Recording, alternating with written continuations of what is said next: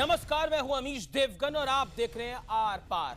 और आज का आर पार इस देश की महिलाओं के लिए बहुत जरूरी है, खास तौर पर देश की मुस्लिम महिलाओं के लिए। आज आर पार में हम एक बड़ा सवाल उठा रहे हैं, क्योंकि जब देश की बात आती है तो हम सेकुलर हो जाते हैं, लेकिन जब मुस्लिम महिलाओं का मुद्दा आता है, 3 तलाक की बात होती है, तो कोई धर्म की दुहाई देने लगता है, कोई सियासत पर उतर आता है। आखिर इस देश में दोहरी सोच, दोहरे मापदंड क्यों हैं? क्यों अपनी सुविधा के हिसाब से सेकुलर शब्द की परिभाषा बदल दी जाती है? मुद्दा यह है कि क्या इस देश में संविधान से ऊपर भी कुछ है? क्या मुस्लिम पर्सनल लॉ बोर्ड कानून से बढ़कर है? जब शनी सिग्नापुर में महिलाओं की एंट्री हो सकती है, हाजी अली दरगाह में जाने की मंजूरी मिल सकती है, तो फिर उन्हें 3 तलाक के खिलाफ हक क्यों नहीं दिया जा सकता? हम किसी के अधिकारों के खिलाफ बिल्कुल नहीं है, लेकिन क्या कोई भी धर्म महिलाओं को दर्द देने की, मैं सोच समझ के शब्द का इस्तेमाल कर रहा हूं, महिलाओं को दर्द देने की इजाजत दे देता है? आज इसी मुद्दे पर होगा आर पार, क्योंकि यह मुस्लिम महिलाओं की हक की लड़ाई है। क्योंकि आर पार में आज हम वो मुद्दा उठाएंगे जो इस देश की मुस्लिम महिलाओं पर अन्याय का मुद्दा है। वो मुद्दा है जिस पर सियासत भी हो रही है, जिसमें सेकुलरिज्म का शब्द भी आ रहा है और जिसमें कोई आर पार की बात भी कर रहा है। घर से निकाल सकता हूं। ये शब्द पूरा करके देख लो। ये बात है तो मैं तुम्हें तलाक देता हूं। वसीम, तलाक नहीं, तलाक, खुदा के लिए नहीं, तलाक नहीं। दिल के अरमां में रह गए। 34 साल पहले जब ये फिल्म रिलीज हुई तो फिल्मी पर्दे पर 3 तलाक का दर्द सबको महसूस हुआ। तलाक नहीं, तलाक, खुदा के लिए नहीं, तलाक। महिलाओं का दर्द दिखाने के लिए निकाह फिल्म के डायलॉग्स को फिल्म फेयर अवार्ड भी मिला। सुनो नीलूफर, तुम्हें मेरे दोस्तों से माफी मांगनी होगी। मैं हरगिज़ नहीं करूंगी। करना होगा। मैं तुम्हें हुक्म देता हूँ। और मैं हुक्म मानने से इनकार करती हूँ। मैं तुम्हारा खाविंद हूँ। मैं तुम्हारी बीवी हूँ। तुम अपनी हैसियत भूल रही हो। तुम अपनी तहजीब भूल रहे हो। लेकिन असल जिंदगी में वो दर्द आज भी वही का वही है। चंद दिनों पहले यूपी के बरेली में एक पति ने अपनी पत्नी को सिर्फ इसलिए तलाक दे दिया क्योंकि पत्नी ने उसे मोबाइल चोरी करने के लिए डांटा था। और ताजा मामला पुणे का है, जहां महज 18 साल की अर्शिया बागवान को उसके पति ने जबरदस्ती तलाक दे दिया। ये तक नहीं सोचा कि उनके 8 महीने के मासूम बच्चे का क्या होगा। जब तलाक हो रहा है उसी के मर्जी से क्यों हो रहा है, वो चाहता है इसलिए हो रहा है, लेकिन मैं तो ये नहीं चाहती। फिर भी वो मुझे अपनी ज़िंदगी से निकालने की कोशिश कर रहा है, अपने घर वालों के दबाव में आकर वो मुझे बाहर निकालना चाहता है। ये गलत हो रहा है मेरे साथ। 3 तलाक पर सुप्रीम कोर्ट के दखल के बाद लगातार बहस हो रही है। इस देश में मुस्लिम बहनों को भी 3 तलाक कह करके बर्बाद करने वालों लोगों को भी आज के युग में बर्बाद करने का मौका नहीं दिया जा सकता है। इन माता और बहनों की रक्षा होनी चाहिए। हालांकि ये मामला जब जब उठा तब मुस्लिम महिलाओं के दर्द पर सियासत भारी पड़ गई। तो मैं प्रधानमंत्री से पूछना चाहता हूं कि हिंदुओं का मसला तो नहीं है ये, और ना कभी किसी ने बनाया और ना ही किसी ने उस पर सवाल किया। ये मुस्लिम्स का मसला तो हो सकता है, लेकिन हिंदू मुस्लिम का मसला बिल्कुल नहीं है।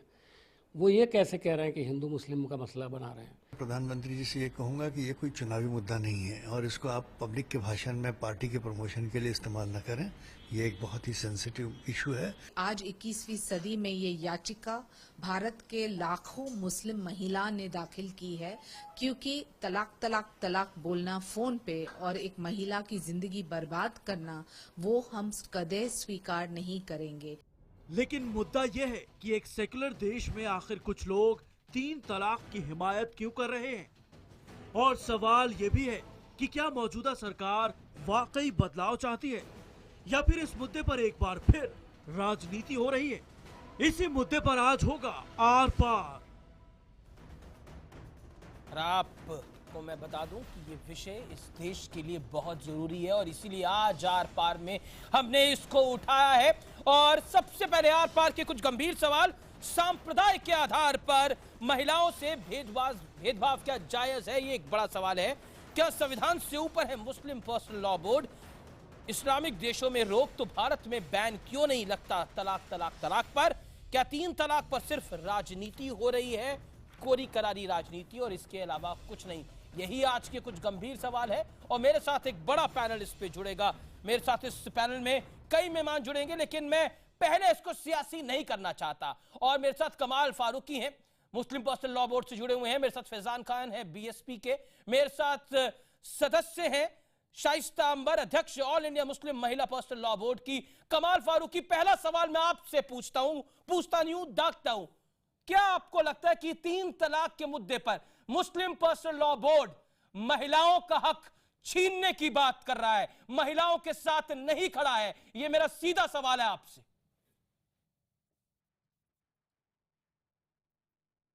जी, आपने बिल्कुल सही कहा। महिलाओं के साथ मुस्लिम पर्सनल लॉ पूरा का पूरा उनके साथ में खड़ा है, क्योंकि जहाँ तक शरीयत का ताल्लुक़ है, इस्लाम ने जो औरतों को हुकूक दिए हैं वो पहल की है उसने औरतों को हुकूक देने के। बाकी और तमाम मज़ाहिब के अंदर इस तरह के हुकूक हासिल नहीं थे। और जहाँ तक तलाक़ का मामला है, तलाक़ एक ऑनरेबल एग्ज़िट रूट है कि अगर नहीं बन पाती है तो उसमें तलाक़ दे दी जाए। और तलाक़ के 2 तरीक़े बतलाए गए हैं, तलाक़ हसन और तलाक़ बिदअत। लेकिन दोनों तलाक़ों को बेपनाह नापसंदीदगी की निगाह से देखा गया है।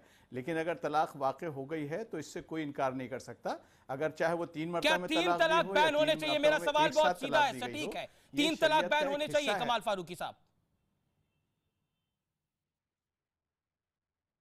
नहीं, बिल्कुल नहीं होनी चाहिए, क्योंकि इस तरह से आप अगर बैन करेंगे तो आप सीधा का सीधा रिलीजन के अंदर हस्तक्षेप कर रहे हैं, जो कि कॉन्स्टिट्यूशन के खिलाफ होगा। आप कह रहे हैं किस रिलीजन में लिखा हुआ है 3 तलाक की बात? मुस्लिम पर्सनल किस धर्म में लिखी हुई है? कुरान शरीफ में तो नहीं लिखी हुई। जो बात अमीर साहब सुन लिया कीजिए पूरी जवाब, इस तरह से बहस मत कीजिए। नहीं कमाल फारूकी, कुरान शरीफ में 3 तलाक की बात नहीं लिखी हुई। लिखी है तो बताइए कहां लिखी है 3 तलाक की बात कुरान शरीफ में? आप क्या अमीश क्या आप कुरान शरीफ के एक्सपर्ट हैं जो आप बात कर रहे हैं? बस आपको ये एक्सपर्ट तो नहीं है ना, तो आप कुरान शरीफ का मिसाल क्यों दे रहे हैं? उसकी वजह यह है कि जो कुरान शरीफ के जो इंटरप्रेट करने वाले हैं, जो समझने वाले हैं, वो सिर्फ जानते हैं कि कुरान मजीद और हुज़ूर अकरम सल्लल्लाहु अलैहि वसल्लम की ज़िंदगी मुबारक और बाकी अब जो इजमा है वो उन सब से मिलकर हमारा जूरिस्प्रूडेंस बनता है। और यहाँ सवाल ट्रिपल तलाक का नहीं है, आप गलतफहमी के अंदर मुब्तला हैं। ये ट्रिपल तलाक नहीं है, बल्कि ये चोर दरवाजे से यूनिफॉर्म सिविल कोड और इसको इलेक्शन का एक मुद्दा बनाने का मामला है। अब न सिर्फ ये मसला है कि क्या हिंदुस्तान के अंदर ये यूनिफॉर्म सिविल कोड की बहस इलेक्शन के ऊपर होगी क्या? मैं कमाल फारूकी जो विजुअल चल रहे हैं, जो पुणे की महिला है जो तलाक नहीं चाहती थी अपने शोहर से, उसको जबरदस्ती तलाक दे दिया गया, उसका 8 महीने का बच्चा है, और ऐसी कई और लड़कियां हैं, बच्चियां हैं जिनके साथ ऐसा हो रहा है। कुरान में क्या महिलाओं के साथ अन्याय लिखा हुआ है? आपको पता नहीं है कुरान में क्या महिलाओं के साथ अन्याय लिखा हुआ है? मुस्लिम पर्सनल बोर्ड चाहता है कि महिलाओं के साथ अन्याय हो? तमाम अमीश यकीनी बात है, चाहे किसी एक औरत की भी तलाक हुई हो, हम उसके साथ में हम दर्द दिए नहीं होना चाहिए। लेकिन बेहतर ये होता कि जो आप विजुअल दिखला रहे हैं ना, बाकी तमाम कम्युनिटीज के दिखलाते कि हिंदुओं के अंदर डिवोर्स कितना है, ये बतलाया जाता है कि मसीह के किस तरह से लोग बाग घूम के अंदर बच्चों को मार देते हैं। ये बतलाया जाता है कि हिंदू समाज के अंदर आज की तारीख में अनदर पॉइंट ऑफ व्यू, क्यों इसीलिए भाई मामला नहीं है, ये हिंदू मुस्लिम का मामला नहीं है। और मैं ये कहता हूं कि धर्म से ऊपर मुस्लिम पर्सनल लॉ बोर्ड नहीं हो सकता। आई स्टेट दिस लाइन टुनाइट। मैं आपको ये कह रहा हूं मुस्लिम पर्सनल लॉ बोर्ड इस देश के संविधान के ऊपर नहीं हो सकता। इस देश का संविधान भी तो कुछ है कि नहीं है कमाल फारूकी? मैं एक और अगर आपकी नॉलेज अगर अमीश आपकी संविधान के ताल्लुक से इंफॉर्मेशन कमजोर है, अगर आप नहीं जानते तो टीवी पर बहस मत कीजिए। मुझे ये हक दिया है कि मैं अपने मजहब के हिसाब से चल सकूं। आपकी नॉलेज बहुत पुअर है, आप नहीं जानते कॉन्स्टिट्यूशन में क्या लिखा है। कॉन्स्टिट्यूशन ने मुझको इजाजत दी है कि मैं अपने कानून पर चल सकूं। क्या कानून ने बराबरी का अधिकार नहीं दिया महिलाओं और मर्दों को? क्या कानून ने बराबरी का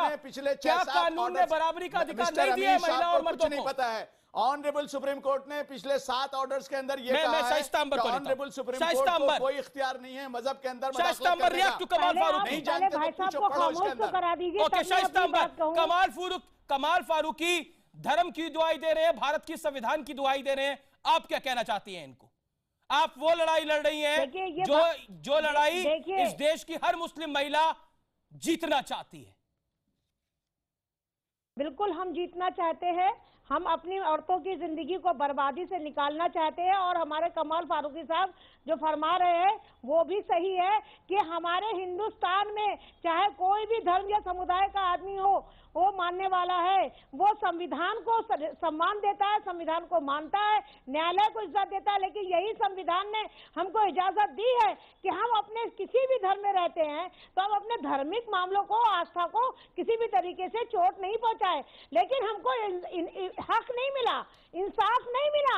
हमको ये जो रो रहे हैं, ये जो कह रहे हैं कि औरतों के तलाक की इजाजत है, औरतों को इस तरह से नहीं इजाजत है जिस तरह से आज तमाशा, आज बर्बादी हो रही है औरतों की।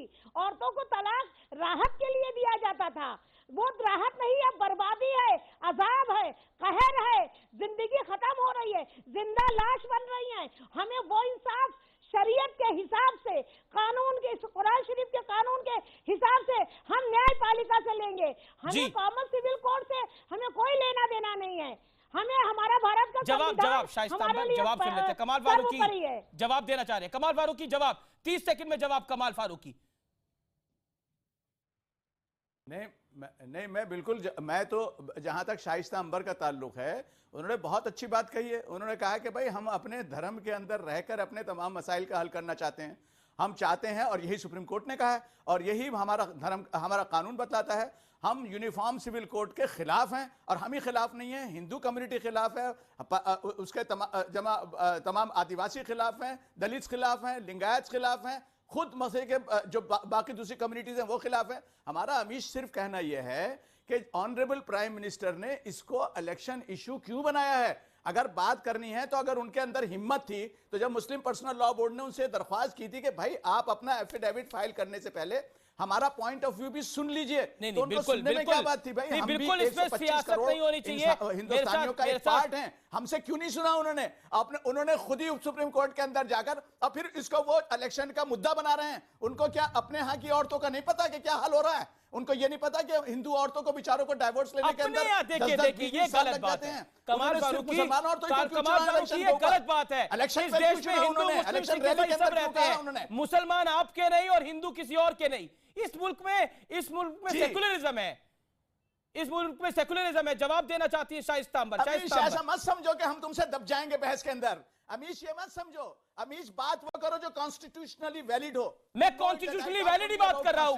आप कॉन्स्टिट्यूशनली आप किस बात को इनवैलिड मानते हैं? कॉन्स्टिट्यूशनली नहीं, भारत के संविधान में महिलाओं को और मर्दों को समान अधिकार की बात है, नहीं है। भारत के संविधान में हिंदू, मुस्लिम, सिख, ईसाई सब एक है कि नहीं है? बताइए। आप अगर मुस्लिम प्रधान देशों की बात करते हैं तो मैं आपको नाम लेके बताना चाहता हूं। Hear me out now.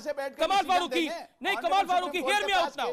Kamal Farooqui hear me out now. आपके माध्यम से थोड़ी होगा डिसीजन। नहीं, मेरे माध्यम से डिसीजन नहीं होगा, लेकिन आवाम क्या चाहती है मीडिया भी उसकी जिम्मेदारी रखती है। मैं आपको बताना चाहता हूं 21 देशों में आवाम का आपको पता चल जाएगा, आवाम का आपको पता चल जाएगा। और रुक जाइए 15-20 दिन, महीना भर, आपको पता चल जाएगा आवाम, मुस्लिम आवाम क्या चाहती है जी, पता चल जाएगा आपको। नहीं, मैं आपको, आप बार बार मुस्लिम आवाम कह रहे हैं, मुसलमानों का नाम ले रहे हैं। 21 देशों में जो कि मुस्लिम देश है उनमें 3 तलाक पर रोक है। मुस्लिम आवाम, इजिप्ट, आपने कहा है, ट्यूनीशिया, पाकिस्तान, इराक, ईरान, आपने बोला है, बांग्लादेश, टर्की, आपने कहा है Malaysia, Jordan, Kuwait, UAE, Yemen, Afghanistan, Morocco. सिर्फ मुसलमान औरतों की बात कर रहे हैं, पूरे हिंदुस्तान में जो औरतों के साथ हो रहा है वो बात कीजिए। ओके, शाइस्ता अंबर क्विक रिबटल।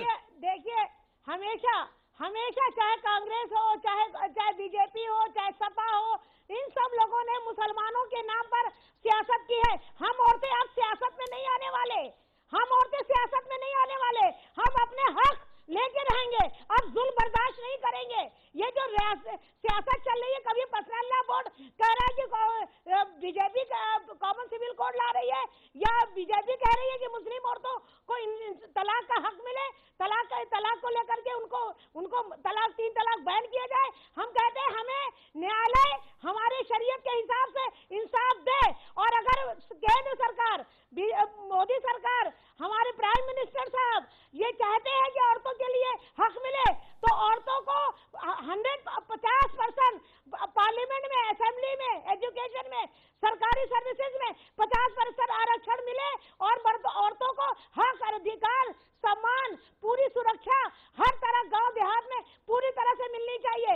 हम मोदी सरकार का सम्मान करते हैं, हम पूरी तरह से चाहते हैं, हम वो भारत के प्रधानमंत्री है, किसी एक राजनीतिक पार्टी की नहीं कमाल है, फारूकी, वो 1.25 करोड़ के हैं। Kamal Farooqui, 30 second rebuttal, 30 seconds, then BSP leader. कोई रिबटल की इसमें बात ही नहीं है, कोई रिबटल की इसमें बात ही नहीं है। मैं नहीं समझता कि हम और शाइस्ता कोई गलत बात कर रहे हैं। मैं भी ये कह रहा हूं कि भाई जो तलाक का मामला हो, या निकाह का मामला हो, या इनहेरिटेंस का मामला हो, वो कुरान मजीद की और अहादीस की रोशनी के अंदर हो। वो भी यही कह रही है, मैं भी यही कह रहा हूं। बस इंटरप्रिटेशन ये है कि इंटरप्रिटेशन इसका कौन करेगा। इंटरप्रिटेशन करने के लिए उसका इल्म जानना जरूरी है, उसके प्रेसिडेंस जानना जरूरी है, कुरान को जानना जरूरी है, हुजूर अकरम सल्लल्लाहु अलैहि वसल्लम की शरीयत जानना जरूरी है, इजमा जरूरी है। अगर कोई जानता है, एक्सपर्ट ओपिनियन दे सकता है तो जरूर करे। और भाई जहां तक मुस्लिम पर्सनल लॉ बोर्ड का ताल्लुक है, जिसको आप दिन रात कोसते रहते हैं, मुस्लिम पर्सनल लॉ बोर्ड ने तो 20 साल पहले निकाहनामा बाकायदा प्रोवाइड किया हुआ है कि हम अपनी बच्चियों का निकाह उस हिसाब से करें, और हमें पूरी इस बात का इत्मीनान है कि अगर उसके हिसाब से निकाह होगा तो मुसलमानों के अंदर तलाक नहीं होगा। सुनिए क्या कह रही है पर्सनल लॉ बोर्ड ने कोई काम नहीं किया, कोई बात नहीं है, आप कहते हैं नहीं किया, दरवाजे पे गई हैं। कोई जवाब नहीं है कमाल फारूकी, के आधार पर एक्सपोज हो रहे हैं आप कर लीजिए, को सब समझ रहे हैं। कमाल फारूकी जवाब बहुत पहले से कर लेते। हम लोग उलमाए दीन के भरोसे पर हैं, हम लोग उलमाए दीन को चाहते हैं कि वो लोग हमारे लिए बात करें, वो हम लोगों के लिए सोचे, लेकिन हम लोगों को इंसाफ नहीं मिला। कभी कोई सोचता ही नहीं है, कभी इंटरनेट में SMS में दिल में आया तलाक हो गया, हाँ फतवा आ गया तलाक हो गया। कैसे तलाक हो गया? फिर कुरान शरीफ का 3 महीना कहाँ गया? 2 बार तलाक कहाँ गया? तलाक हसन और तलाक एहसन क्यों नहीं हुआ? बिदअत और शिर्क को क्यों बढ़ावा दिया जा रहा है? क्यों बिना शिर्क को बढ़ावा जवाब बर्बाद हो रही है? तारिक फतेह भी कुछ देर में जुड़ेंगे। क्यों औरतें, क्यों बाप और भाई बर्बाद हो रहे हैं अदालतों में? क्यों बाप और भाई बर्बाद हो रहे हैं अदालतों में? ये जिम्मेदारी पर्सनल लॉ बोर्ड की थी, पर्सनल लॉ बोर्ड ने अपनी जिम्मेदारी नहीं निभाई, हम लोगों को देश की अदालत पे जाना पड़ा। चलिए इस पे सियासत की बार बार बात हो रही है। कमाल फारूकी, आप कुछ कहना चाहते हैं शाइस्ता अंबर को? अब यहाँ आपके पास कोई जवाब नहीं है, क्योंकि उन्होंने मुस्लिम पर्सनल लॉ बोर्ड को तो पूरी तरह से एक्सपोज कर दिया है। मैं नहीं समझता, क्योंकि वजह यह है कि भाई हमको जो कुछ कहना था वो ऑनरेबल सुप्रीम कोर्ट के सामने हमने ऑलरेडी अपना एफिडेविट फाइल कर दिया है। ये मामला मीडिया में डिस्कस करके और उसका फैसला मीडिया में नहीं हो सकता। मामला लॉ का है, लॉ के हिसाब से होगा। हम कॉन्स्टिट्यूशन की कदर करते हैं, कॉन्स्टिट्यूशन की इज्जत करते हैं, और हमें पूरा यकीन है कि शरीयत के अंदर किसी किस्म की मदाखलत नहीं की जाएगी। यही शाइस्ता बहन कह रही हैं, यही हम कह रहे हैं। बस बात करने का स्टाइल अलग है। आप वो बात नहीं कह रहे, आप थोड़ा फंस रहे हैं। मैं फैजल खान का रुख करता हूं, मैं फैजल खान को लेके आना चाहता हूं, बीएसपी को लेके आना चाहता हूं बीच में। बीएसपी को इसमें सियासत क्यों दिखाई दे रही है, मैं जानना चाहता हूं फैजल खान आपसे। 30 सेकंड आपके पास है, और फिर मैं बीजेपी के पास चलूंगा रिएक्शन लेने के लिए। देखिए अमीश भाई, बीएसपी ने साफ रुख अख्तियार किया है। बहन कुमारी मायावती जी ने अनुच्छेद 25 के हिसाब से, जो संविधान कहता है उसके हिसाब से बहन जी ने अपना स्टेटमेंट दिया है, प्रेस नोट दिया हुआ है कि जिस समुदाय का भी जो मसला है वो उस समुदाय के धर्मगुरु पे ही छोड़ देना चाहिए, ताकि मुसलमान का अगर ये मसला 3 तलाक का है तो मुसलमानों के बीच में ही आम राय होना चाहिए, ना कि किसी भी राजनीतिकरण को इसमें पढ़कर और अपना फायदा नुकसान करना चाहिए। पहली चीज। दूसरी चीज, अम्बेडकर के विचारधारा के बड़े समर्थक हैं। बाबा साहब अम्बेडकर तो ट्रिपल तलाक के खिलाफ थे, बताइए क्या कहेंगे उस पर? सर आप पहले पूरी बात सुन लीजिए। मैं आपको बताया, आपने बीएसपी के बारे में पूछा, बीएसपी ने अपना स्टैंड साफ तौर से कॉन्स्टिट्यूशनल के हिसाब से बात किया हुआ है। और आप मीडिया, मैं आपसे अमीश भाई, आप भी सिलेक्टिव अप्रोच रखते हैं। सिलेक्टिव में बात भीमराव अम्बेडकर को एक जगह फॉलो करेंगे, दूसरी जगह नहीं करेंगे। Convenience of marriage of convenience करेंगे। हम कॉन्स्टिट्यूशन के किस बात को नहीं मानते हैं? आप प्रधानमंत्री नरेंद्र मोदी से पूछिए कि जहां वो बातों को तोड़ने की बात आती है, संप्रदाय को तोड़ने की बात आती है, वो स्टेटमेंट देते हैं। खुशबू सुंदर मेरे साथ है। स्टेटमेंट देते हैं। खुशबू, आपका इस पर विचार क्या है? क्या महिलाओं को, क्या मुस्लिम महिलाओं को उनका अधिकार मिलना चाहिए? आप क्या कहती हैं, जिसकी पैरवी केंद्रीय सरकार कर रही है? मुस्लिम औरतों को नहीं है, हर हिंदुस्तान औरत को अपना हक और अपना अधिकार डेफिनेटली मिलना चाहिए। ये ट्रिपल तलाक का मामला है जो ये आज और कल का नहीं है, काफी दिनों से हम ये डिस्कस कर रहे हैं, काफी सालों से इस पर बहस हो रही है। लेकिन मैं पूछना एक ही बात चाहूंगी कि ये बात हमारे प्रधानमंत्री मोदी साहब ने आज क्यों निकाली? लखनऊ में इलेक्शंस हैं, लखनऊ में उनको मुस्लिम वोट चाहिए, इसलिए आज सडनली उनको मुस्लिम औरतों के ऊपर, उनकी बहनों के ऊपर, मुस्लिम बहनों के ऊपर उन पर तरस आ रहा है। ये पहले कर सकते थे। हमने बिहार में देखा उन्होंने क्या बात की। बिहार में वो अपने आप को ईबीसी बता गए क्योंकि उनको दलित वोट चाहिए थे। यहाँ पर वो अभी मुस्लिमों के लिए बात कर रहे हैं। आपको लग रहा है चुनावी की बात कर रहे हैं तो इतने प्रॉब्लम जो एक औरत एक मंदिर के अंदर नहीं जा सकती, हाजी अली में नहीं जा सकती थी, और जो हम वुमेन रिजर्वेशन बिल की बात कर रहे हैं, जो हमने कहा है कि 50% औरत को मिलना चाहिए, पहले आप गवर्नमेंट में है, पहले वो पास कीजिए। पहले अगर औरत को हक दिलाना चाहते हैं, अधिकार देना चाहते हैं, तो पहले ये जितना रिजर्वेशन की बिल की जो बात कर रहे हैं, पहले वो हमें पार्लियामेंट में पास करना चाहिए। उसके बाद तो पहले वो पास करें, फिर ट्रिपल तलाक पर आए। लेकिन आज आप शर्त रख रहे हैं, आप कह रहे हैं कि ट्रिपल तलाक खत्म होना चाहिए, लेकिन पहले रिजर्वेशन की क्यों बात कर रहे हैं? 33% वुमेन रिजर्वेशन होनी चाहिए।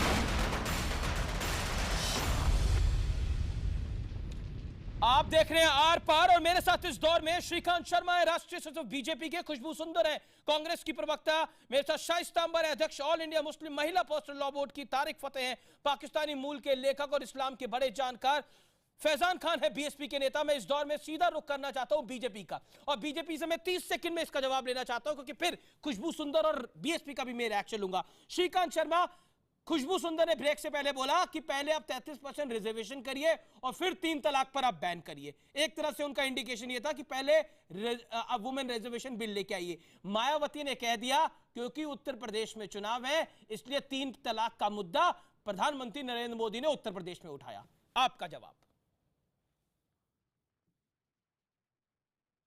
श्रीकांत? देखिए अमीश जी, सबसे पहले तो मैं ये कहूंगा कि ये मसला पॉलिटिकल नहीं है, ये मसला कोई धार्मिक नहीं है।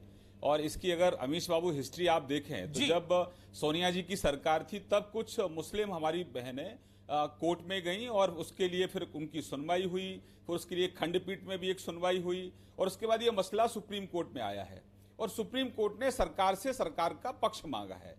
तो इसको ये कहना कि भाई अभी आप क्यों उठा रहे हो, रिजर्वेशन लेकर आओ, इसको दूसरे मसलों के साथ आप क्यों जोड़कर देख रहे हैं? इसका मतलब है कि आप इस पर कहीं ना कहीं पॉलिटिक्स करने की कोशिश कर रहे हैं। मैं तो आपके चैनल के माध्यम से अपील करना चाहता हूं सभी पॉलिटिकल पार्टियों को कि भाई आप इस पर राजनीति मत करिए। ये महिलाओं के उत्पीड़न से जुड़ा विषय है, ये महिलाओं के अधिकारों से जुड़ा विषय है, इसके साथ दूसरे विषय को जोड़ने की कोई जरूरत ही नहीं है। और मैंने तो ये भी आग्रह किया था कि इस पर चर्चा करने के लिए जो हमारे इस्लामिक जो बुद्धिजीवी हैं, जो मुस्लिम बुद्धिजीवी हैं, वही चर्चा करें, क्योंकि ये उनके ही समाज का विषय है। लेकिन आखिरकार हम कब तक हम आंखों पर पर्दा डालते रहेंगे? आप इस्लाम की बात करते हैं जी फैजान खान, आपकी पार्टी को राजनीति क्यों नजर आ रही है? भारत एक सेक्युलर पार्टी राजनीति इसलिए बता रही है कि आप अमित को ये बताइए कि 3 तलाक का मसला जिस समुदाय का है, जब ये बोल रहे हैं भाई साहब कि उस समुदाय पे छोड़ देना चाहिए कि आम राय क्या बनता है, तो बजाय इसके कि इस पे सरकार इन्वॉल्व हो,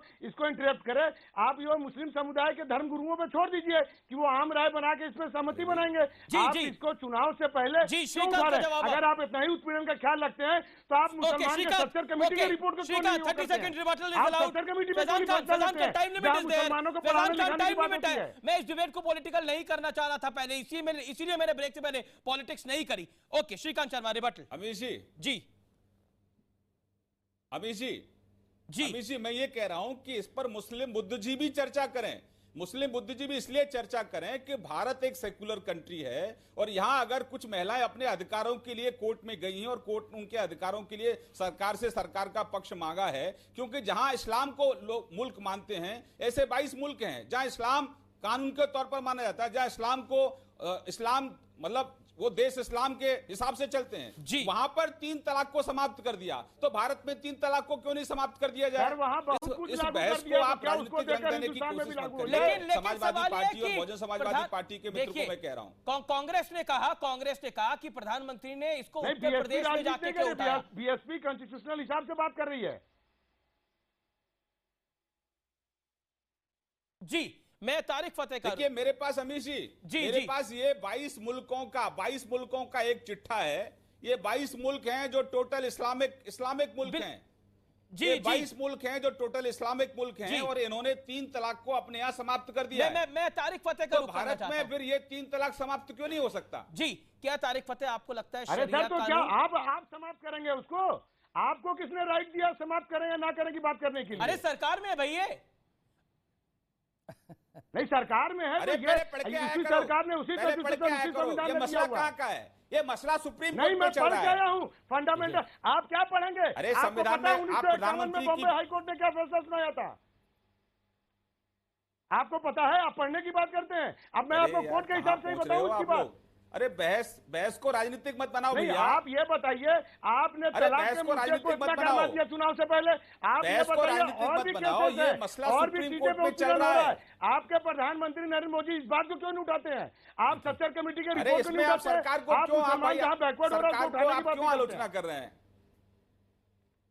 सरकार की आलोचना इसलिए कह रहे हैं क्योंकि जब भी राजनीति करनी होती है आप राजनीति करना शुरू कर देते हैं। फैजान खान, आपने अपनी बात रखी। ये कोई लखनऊ अरे भाई ये रैली नहीं है, चुनाव की रैली को संबोधित मत करो।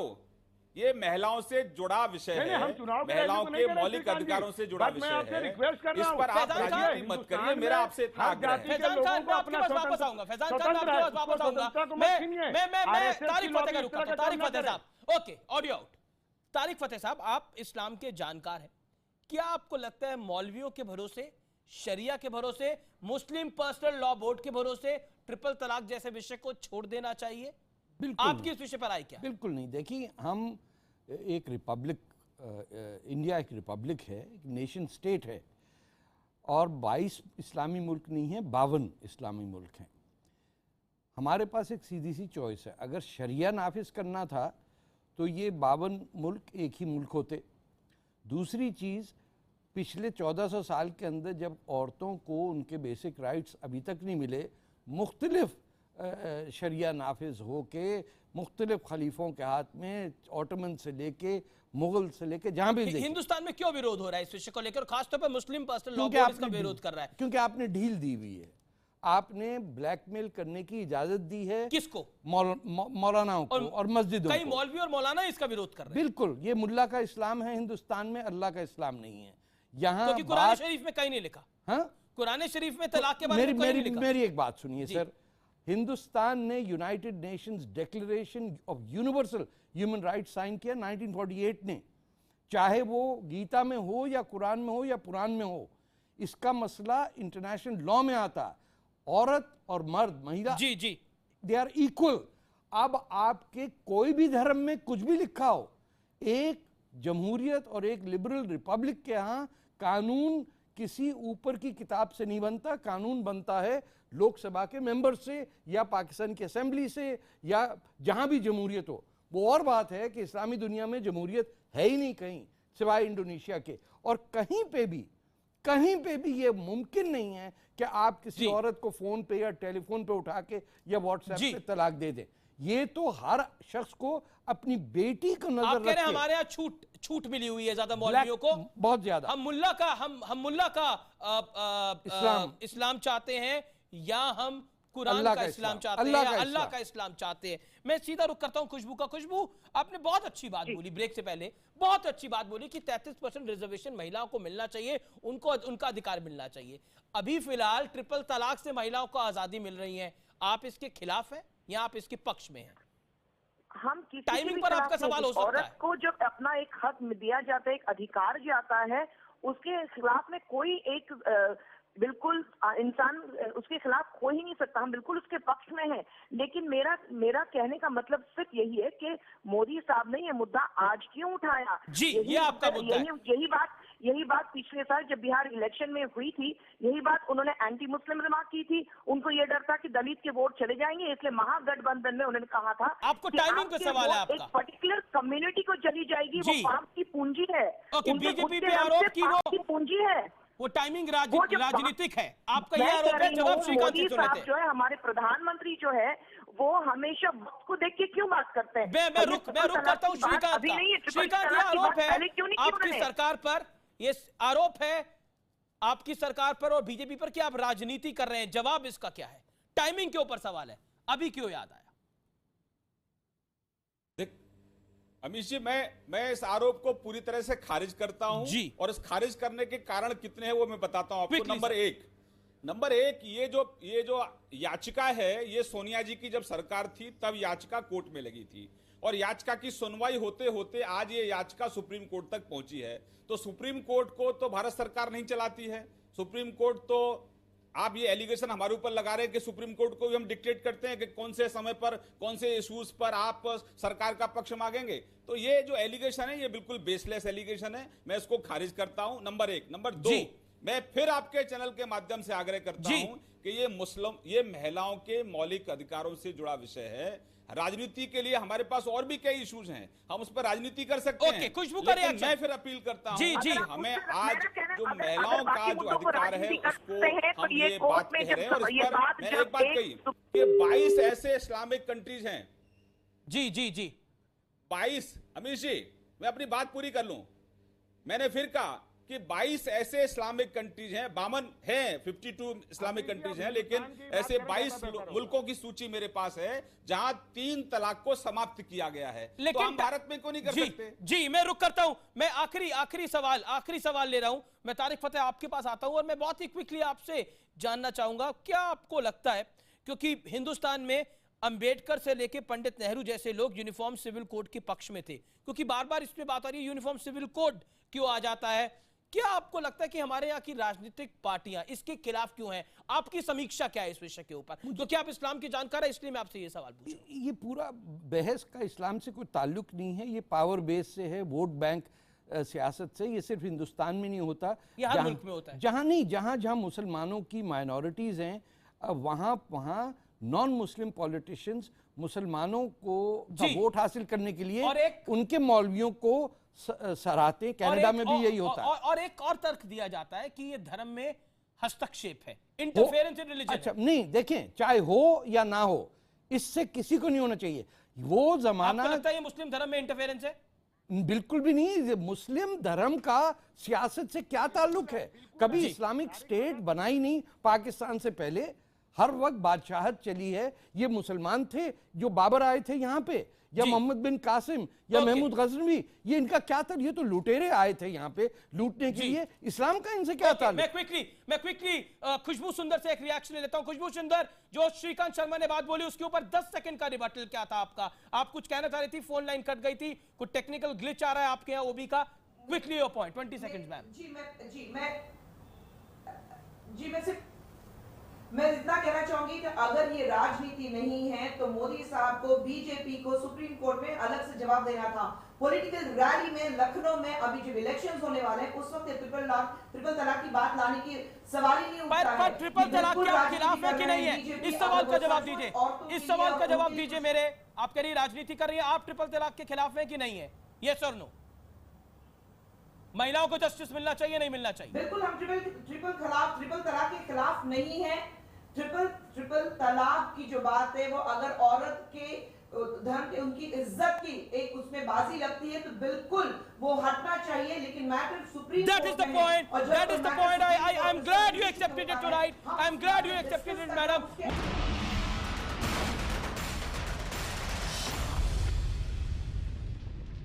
आप देख रहे हैं आर पार, और मैं आपको बताना चाहता हूं कमाल फारूकी साहब इस डिबेट से चले गए क्योंकि तारिक फतेह इस डिबेट में आ गए थे, लेकिन एंड में कंक्लूजन यही है, और कंक्लूजन ये है कि किसी पिता से पूछ के देखिए, जब उसकी बेटी को ईमेल पर या इस फोन के मैसेज बॉक्स में उसको एक तलाक तलाक तलाक का मैसेज मिलता है तो उसके दिल पर क्या बीतती है। और कोई भी पिता अपनी बेटी की आंख में आंख डालकर यह बात कह देता है कि मुझे फर्क नहीं पड़ता तो आप ट्रिपल तलाक का विरोध कर सकते हैं, लाजमी है, अगर आप कह सकते हैं आंखों में आंखें डालकर। और इसका जवाब है कोई भी बाप, कोई भी पिता ऐसा करने से पहले शायद 100 क्या 1000 बार सोचेगा। और क्या हमें महिलाओं को, मुस्लिम महिलाओं को जस्टिस नहीं देना चाहिए? अगर नहीं देना चाहिए तो हम सब सोच सकते हैं कि हम कहां रह रहे हैं। जब तमाम मुस्लिम मुल्क ये दे सकते हैं तो हम क्यों नहीं दे सकते? ये बड़ा सवाल है। अगर हम सेकुलर हैं, और सेकुलरवाद का नाम सिर्फ राजनीति के लिए, सिर्फ बोलने के लिए, दिखाने के लिए कुछ नहीं, क्या हम अवसरवादी सेकुलरिस्ट हैं?